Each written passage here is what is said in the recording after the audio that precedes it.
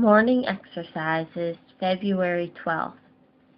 And he said, Leave us not, I pray thee, forasmuch as thou knowest how we are to encamp in the wilderness, and thou mayest be to us instead of eyes.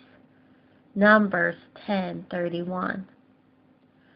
Such was the language of the Jewish leader to Hobab, the son of Raguel, the Midianite, Moses' father-in-law.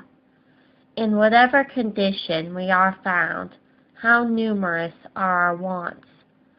We need food to nourish us, apparel to cover us, sleep to refresh us, friendship to succor us.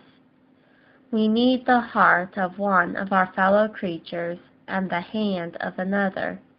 One must be feet to us, another eyes. Who is self-sufficient?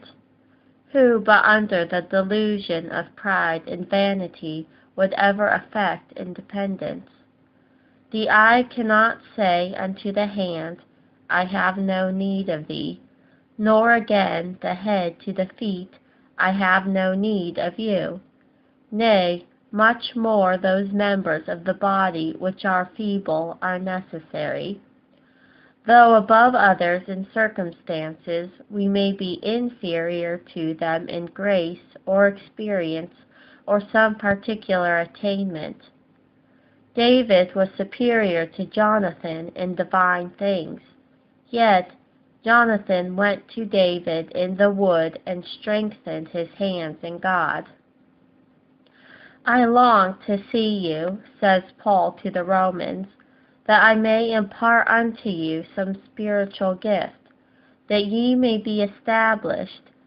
But they aided and confirmed him first, for they came down to meet him as far as Appii Forum and the 3 taverns. And when he saw them, he thanked God and took courage. Here we see the advantage of society. A God of knowledge and truth has said, It is not good for man to be alone. If it was so with regard to a paradise, how much more with regard to a wilderness? Half the pleasure of solitude, it has been remarked, arises from our having a friend at hand to whom we can say, How delightful this retirement is! Ointment and perfume rejoice the heart, so doth the sweetness of a man's friend by hearty counsel. Why, but to encourage social devotion, did our Saviour say to his disciples, If 2 of you shall agree on earth as touching anything that they shall ask, it shall be done for them of my Father which is in heaven. For where 2 or 3 are gathered together in my name, there am I in the midst of them. Why did he send forth the 70 2 by 2 in their mission through Judea, but to comfort each other in distress, to confer with each other in cases of perplexity, to stimulate each other in cases of languor, to check each other in cases of temptation? 2 are better than 1, because they have good reward for their labor. For if they fall, the one will lift up his fellow. But woe to him that is alone when he falleth, for he hath not another to help him up. Let none despond. As all are required to be useful, so all may be serviceable if they will, and often far beyond the probability of their condition or in their own hope. For humility makes a good man modest in his expectations, as well as in his pretensions.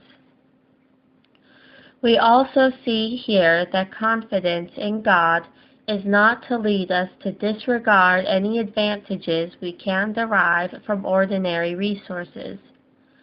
Moses had the engagement of God and was even under a miraculous guidance, yet he does not overlook the assistance he could derive from his father-in-law as to his advice in difficulties, and those instructions which, from his knowledge of the wilderness, he could give him with regard to particular situations and their conveniences or inconveniences.